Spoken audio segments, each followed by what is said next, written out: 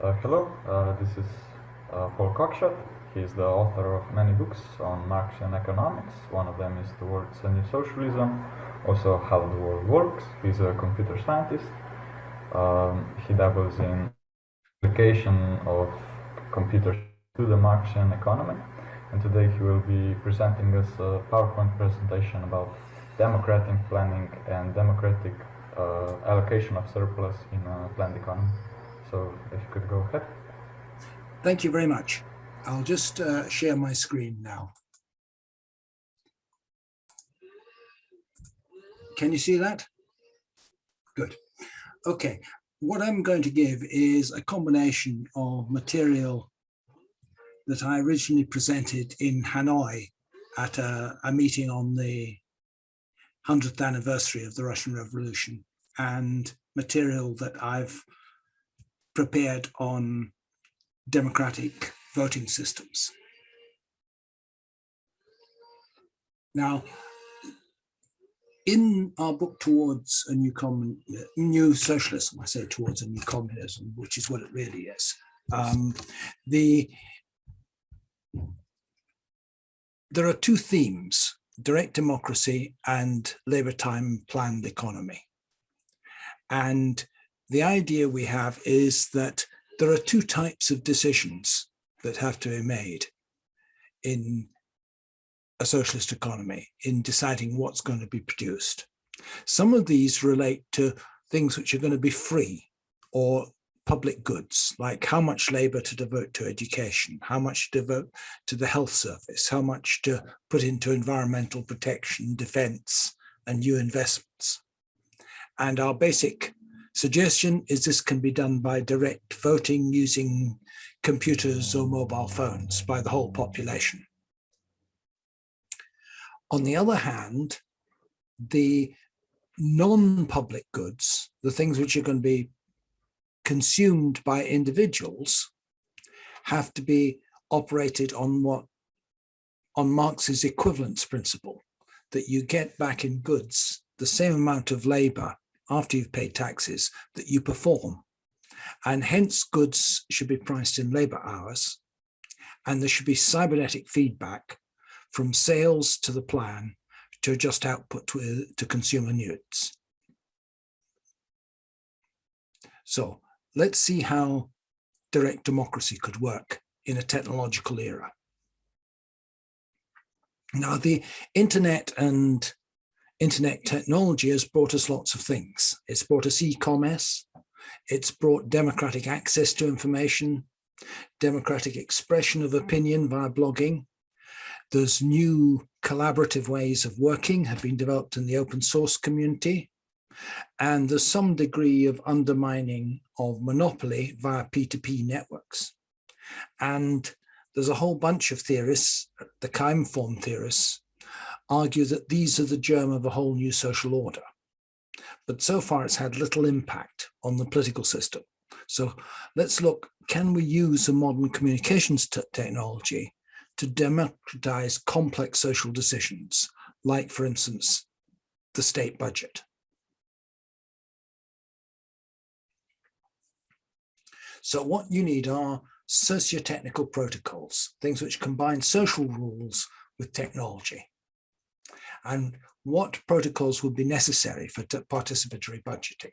So I'm going to present a basic e-voting protocol suitable for yes or no plebiscites, and I'll then extend it to show that it can be applied to multidimensional decision-making by the population as a whole.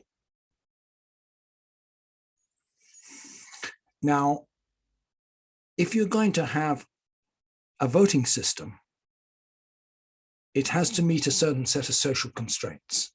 The system must be understandable to the public, and paper voting has that property. People can make sense of paper ballots. People need to accept the system, and again, paper systems are widely used and generally acceptable. And the system has to be simple. People need to be convinced of the security of the system. People need to trust it, and it must be easily accessible. There mustn't be an income barrier to using it. Now, some replacements of paper voting by electronic voting don't meet that. They don't meet it in various ways. Most obviously, in the United States, where they use electronic voting a lot, or electronic vote counting a lot, the process is obscure because it's proprietary software and the software can't be verified. In order to have trust, you must have anonymity and you must have auditability. It must be possible to prove that the votes counted were the votes as cast. It must be easy to use, so casting a vote must be very simple. We are saying mobile phone voting is probably should be the basis for it, because it lowers the bar to participation. More people have mobile phones than have computers. There's no geographical or time constraints imposed. And people must be familiar with the device. In the UK, at least, mobile phones have over 100% saturation in the sense that there are more mobile phones out there than people. Though you still got to take into account not everyone actually has one, and we'll see that. So what we're proposing is a voting system that either uses mobile phones, the public telephone system, or dedicated voting landlines at public polling places. The assumption is that everybody would have a voter's card. And in order to get a voter's card, you put your hand into a jar and withdraw a card, an envelope containing a card. So no one sees which envelope you get. The state can't control who gets which envelope. And nobody knows which card you've got. The card looks like a credit card, has got a number on it, similar to a credit card number. Now, in the UK, there's about 30 million voters, so you would need an 8-digit voter number. We extend that to an extra 4 digits, which are the purple there, which are your personal identification number. This is your voter's number, and there's your PIN. I'll explain the difference between the two later.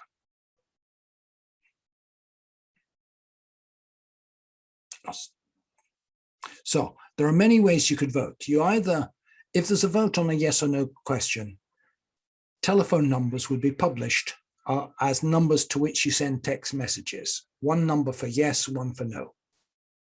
So there was a Scottish independence vote a few years ago in Scotland. We tried to persuade the government to use this. They weren't ready to use it at that point. But the idea was there should be a number you dial if you want to leave, and a number you dial if you don't want Scotland to leave.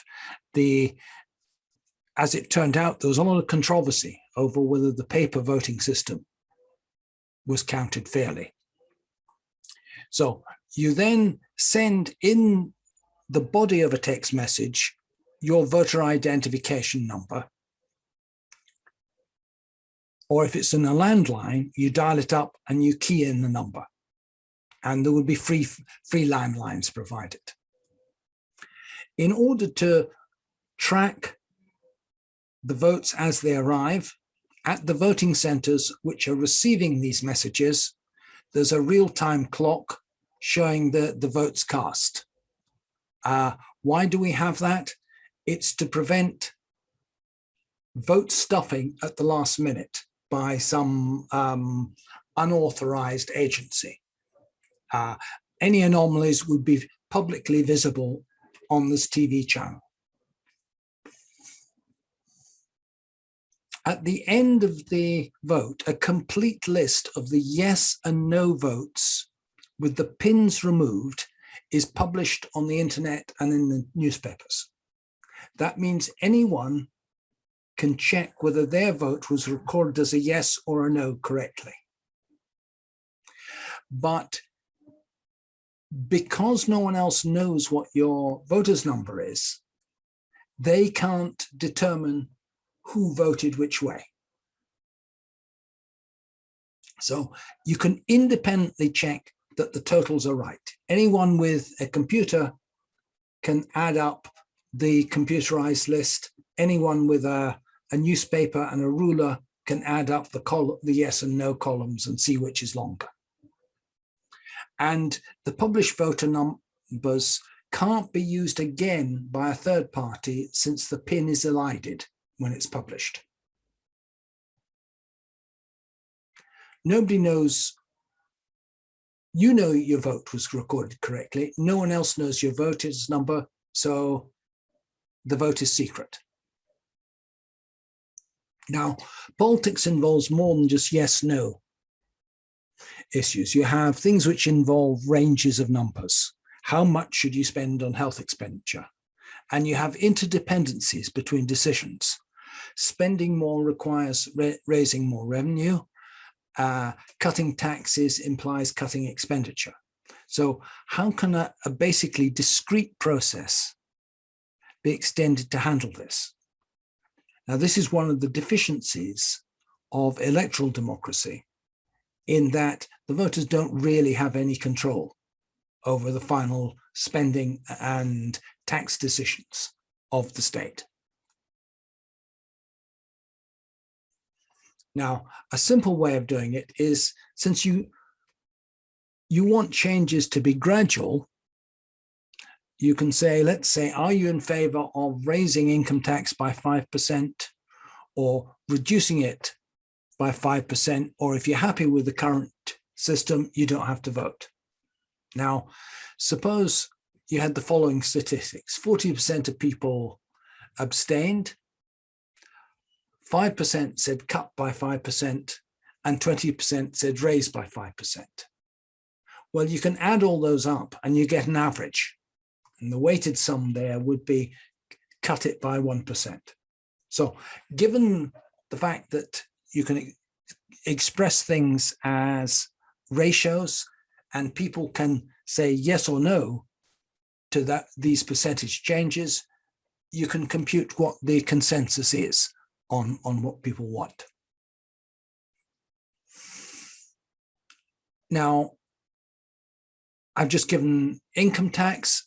Potentially, you could have multiple votes on these. You could have votes on value-added tax, the base rate of income tax, the higher rate of income tax. At the same time, there are multiple headings of expenditure that could go up: health, education, transport, defense, etc. And if you add these up, you end up with essentially a vector of votes of changes you want. No change to income tax, 0.5% cut to VAT, 5% increase in the high rate of income tax, 3% increase in health service, 1% increase in education, cuts in transport and defense. Now, that kind of vector decision exists even now for the finance minister in a government. He's choosing a point in the vector space, even though if he's not a mathematician, he doesn't think of it in those terms. The problem with places where they have direct voting on taxes, as like California, is that it tends to just result in people voting the taxes down and having no say on expenditure. So it's a one-sided policy, and that policy tends to be followed by conservative administrations who want to drive down public expenditure. So they give people a choice on tax, but not on expenditure. Now, if you just said, let people vote on tax and expenditure, you get another problem, that people will vote for less taxes and more expenditure, in which case you would get a huge budget deficit. So you have to have some constraint built into the system in terms of the incremental budget deficit you're willing to accept. So if people can vote on how much of a budget deficit they want as well, then you can resolve it to a feasible vote. Now, the simplest one is to assume a budget balanced budget constraint, but you don't have to have that. If you've got an n-dimensional vote vector, this implies an n-dimensional decision space. If you put in a budget deficit constraint, that, along with the current shares of tax and expenditure, defines a hyperplane of one dimension less than the n things that you're allowed to choose on. And this is a feasible set, the feasible set in mathematical terms. And there are well-established algorithms to find the closest point on an n-1 dimensional hyperplane to an n-dimensional point. But we'll illustrate that just with a simple picture. Suppose that you have two choices, just two-dimensional space, expenditure change and tax change. And voters want 4% increase in expenditure and only a 2% increase in tax. The 45-degree line is the balanced budget line, and that represents the feasible choices. So this is what voters have voted for, this blue point. The closest feasible point is that position on the balanced budget line. And if you look at it, that turns out to be a 3% increase in both tax and expenditure. If the thing is expressed as an abstract mathematical problem, it's baffling to people. But you can re-express this quite simply. 4% increase in spending, 2% increase in tax, you split the difference, means a 3% increase in both. So although the general case is complex, it can be explained simply, the basic principles of it. Now that is the democracy aspect. Now let's look at the issue of time. There's an old tradition of this, 19th century socialist tradition of it, or 19th century communist and socialist tradition. When speaking of communism, Marx wrote, labor time would, in that case, play a double part. Its apportionment, in accordance with a definite social plan, maintains the proper proportion between the different kinds of work to be done and the various wants. On the other hand, it also serves as a measure of the portion of the common labor borne by each individual and of his share in the total product destined for individual consumption. The social relations of individual producers with regard both to their labor and their products are in this case perfectly simple and intelligible, and that with regard not only to production but also to distribution, and this was in Capital.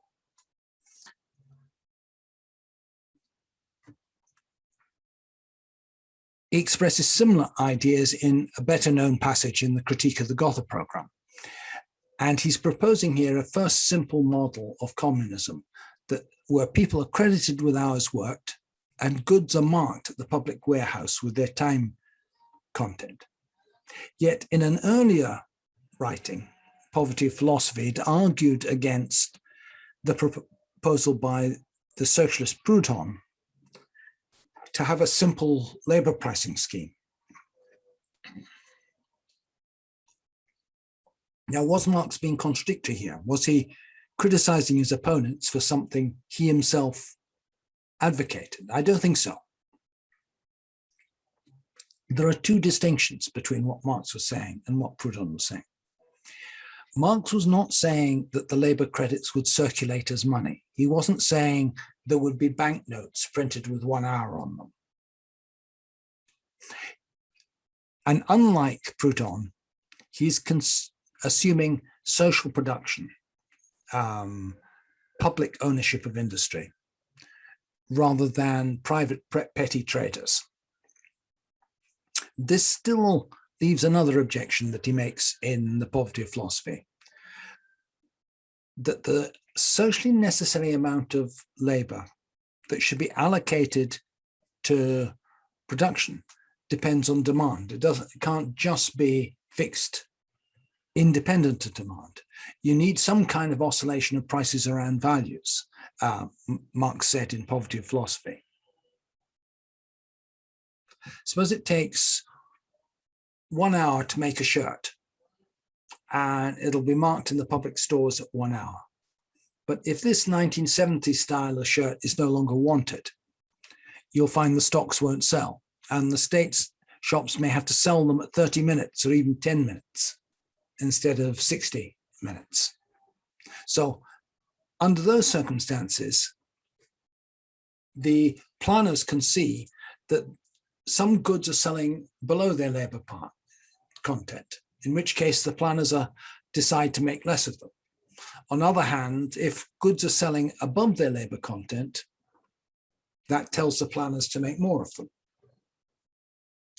But these deviations are temporary and cancel out over time and across different goods. So overall, if you average it over all the different goods that a person consumes, they will be getting 1 hour per hour expended. The important point is that they don't circulate. That stops them being money. Marx said they would be used just like theatre tickets. They're issued to you and cancelled out after use. You can't repeatedly use a theatre ticket to go to the theatre. So what Marx was saying is different from the earlier ideas of Robert Owen, who was issued these labor notes, which were going to circulate. And if you do that, you will still get a black market on which they would circulate. So you wouldn't suppress commodity exchange doing that. Now, that's why Marx says a certificate, not a note.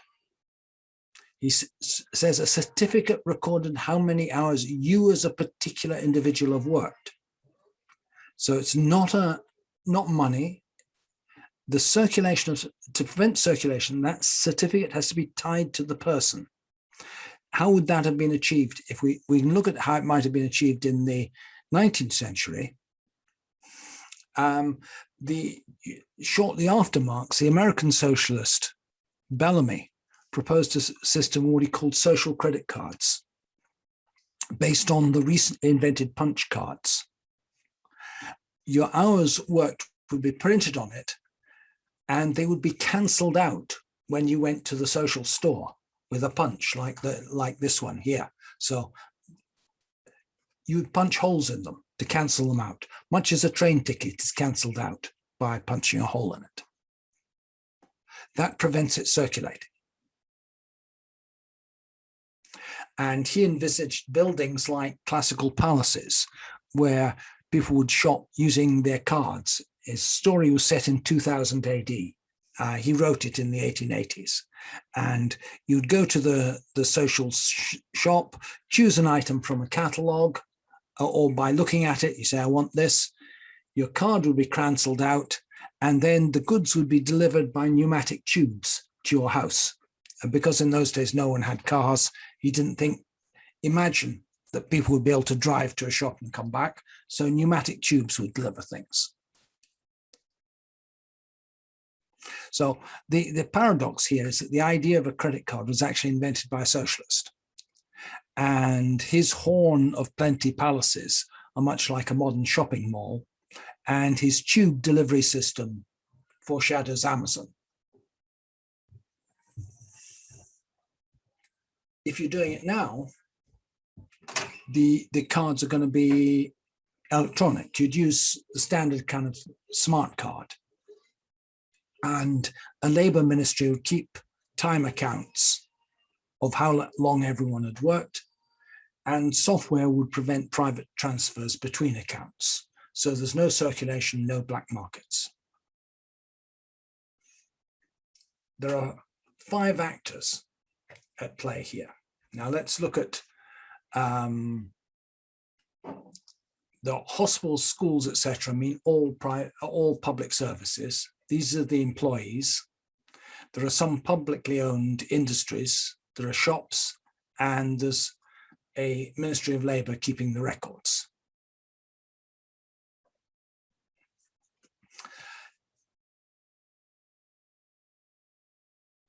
Now, the important point here is if you do your economic accounting in terms of person hours, it translates directly into the division of the workforce between activities.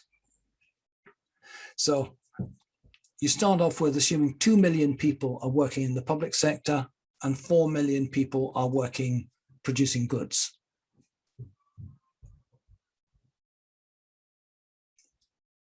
Since all labour is directly communal, everyone is a public employee, and therefore everyone gets credited by the Labour Ministry for the number of hours they've worked.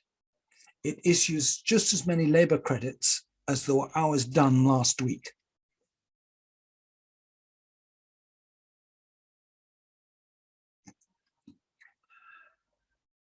Now, since there are 2 million people working in the public sector, somehow 2 million working weeks of time have to be cancelled out. And essentially this is done by just deducting 2 million to a tax bin and cancelling them out. The government doesn't have to do anything with those, it just zeroes them.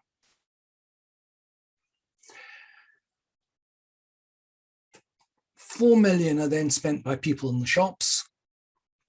And this now balances the number of people working in the shops. And again, these are cancelled out.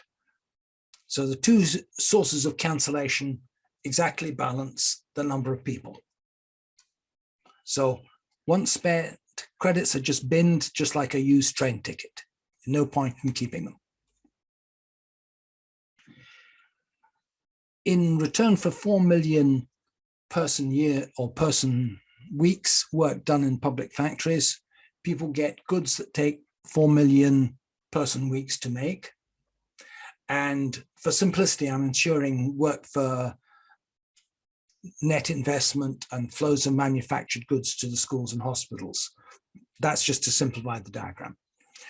And both of those would imply a higher rate of income tax to ensure a balance between personal expenditure and the labour available to meet it.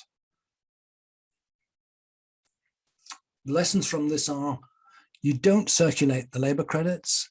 Everyone's a public worker, not an employee of a firm, which is what's different from, for instance, the Soviet system, where people were actually employed by the individual enterprise. And there are no enterprises in that sense. There are no enterprises receiving rubles for goods they produced. It's more like the way the education system works in most countries. There's no transfer of funds into the education system for children attending the schools. The point is here, workers get the full value of the labour they perform.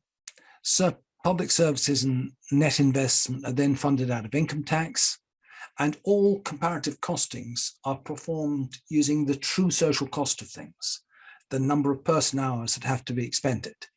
And there's no money and there's no profit making by socialist enterprises.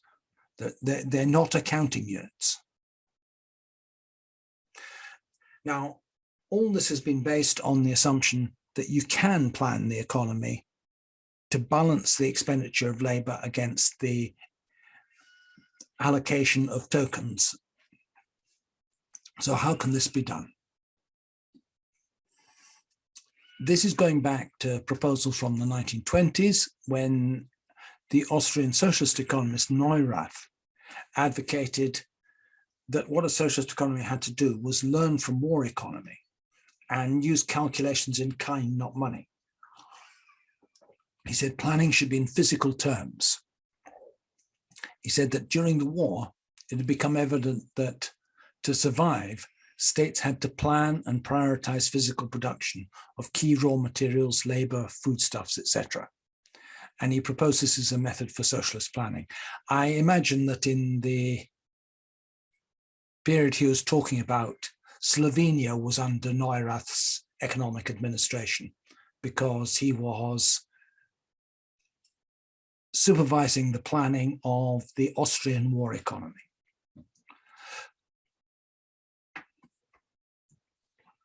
Now, these ideas from Neurath produced a response from other people in Vienna. The von Mises said, oh, no. Only money provides a rational basis for comparing costs. He said that calculation in terms of labor time would be impractical because you'd have to solve millions of equations to do it. And then you get a later generation or later wave of Austrian attacks on it by Hayek, who says the market's like a telephone system. It exchanges information to tie up the economy, and it's the only way that you can solve the problem of dispersed information. Well, is this true? Let's look at the scale of the problem, the issue. In the mid-50s, Gosplan could prepare detailed material balances for about some 3,000 products and had some control over about 30,000 others. And I'm getting this from an article, a contemporary article by Morris Dobb. By the late 60s, there were several million distinct products in the whole Soviet economy, which is something that Nove claims. I don't know whether it's true, but it's plausible. And this was more than could be handled in detail by the existing Gosplan staff, which amounted to about 3,000 or 4,000 people trying to do the planning administration. Let's see what it implies in terms of calculation. Suppose you have 1 million products and each one requires 200 components to make it. So you can describe any production process as a list of pairs with the product code of your input, the amount that you require to produce 1 unit of output. If you're looking at that in computer terms, it's 2 full words of computer memory. And for 1 million products, you'd need, say, 400 million words of computer memory, say 1.5 gigabytes. That doesn't seem much now by modern computer standards. Ideally, you want it in fast RAM, but at a pinch, you could do it on disks. By the mid-1970s, you could buy disks like these shown here. And in the mid-1970s, projects I was involved in did actually have disks of this model. And those are about, the best ones were 300 megabytes. We could only afford 80 megabytes, our ones. In addition, you would have needed about 1 million words of RAM. I'm assuming that you implement the algorithm on disk since you can't afford the RAM. The best US technology didn't reach this level until the mid-70s. So US computer technology of the mid-1970s would have been up to the task.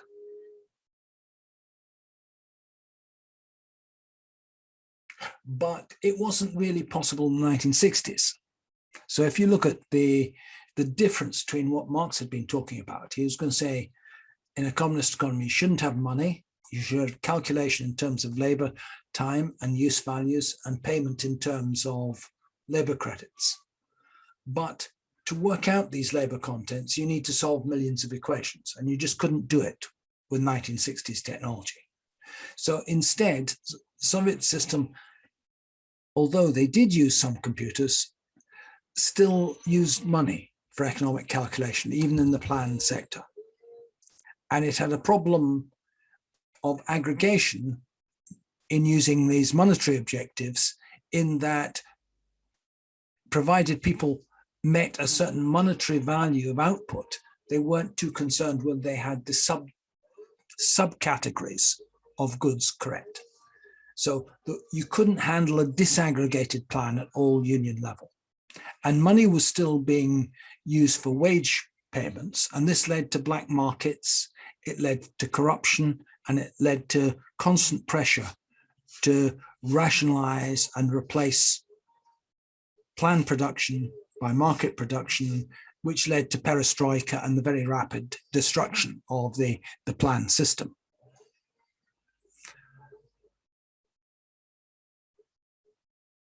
Now, how easy would it be to solve the millions of equations?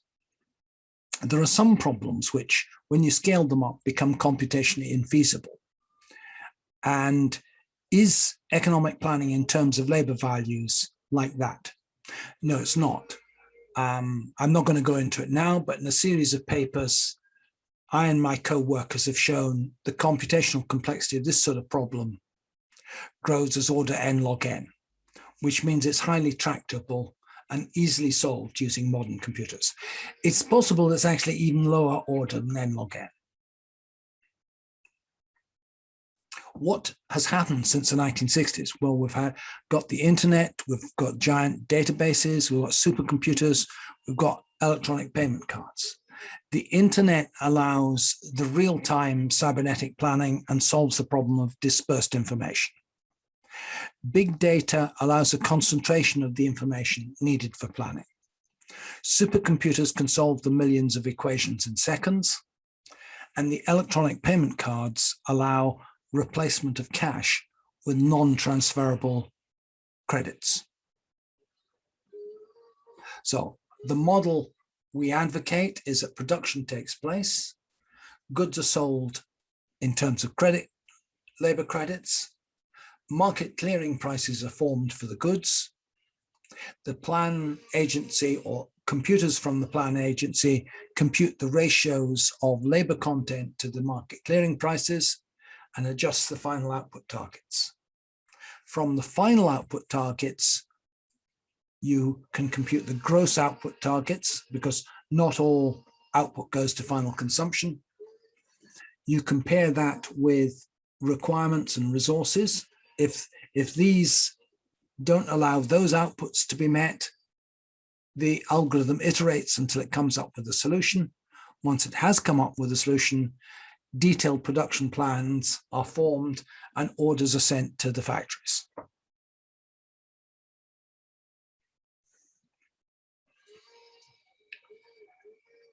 There's a historical paradox in that Soviet socialism's economic model rested on what Engels way back in 1847 had identified as potential common ground between communists and social democrats. But he warned against the illusion of the social democrats that socialism was itself enough to produce a lasting solution. Democratic socialists, he said, favor the same measures as communists, not as part of a transition to communism, but as measures which they believe will be sufficient. And this is something which people forget. You get a lot of people saying nowadays, oh, Marx was a socialist, and socialism and communism are basically the same thing. They're not. As way back in the 1840s, Marx and Engels point out that whilst communists agreed with democratic socialists on many things, we don't think that the measures involved in socialism, which were brought into play, for instance, in the Soviet Union, and to a lesser extent were even brought into play by the British Socialist government of 1945, that we don't think these measures are sufficient. So long as you retain a monetary economy, you will end up with conflicts. So the Soviet Union was socialist, but there are internal contradictions in all things, and there are contradictions within the socialist system itself. And these could only be resolved by moving over to a communist system, not a socialist system. But the last leader that the Soviet Union had that really was interested in communism was Khrushchev. And there were a number of internal flaws to his strategy for how to get there. In particular, they didn't follow the proposals that Soviet economists were making at the time, or a wing of Soviet economists were making at the time, to move to a cybernetic system. And the crisis has got to be resolved by overcoming the limitations of manual bureaucratic coordination by getting rid of money and moving to direct labor time accounting. And hopefully society will overcome these contradictions next time. I think that's the end.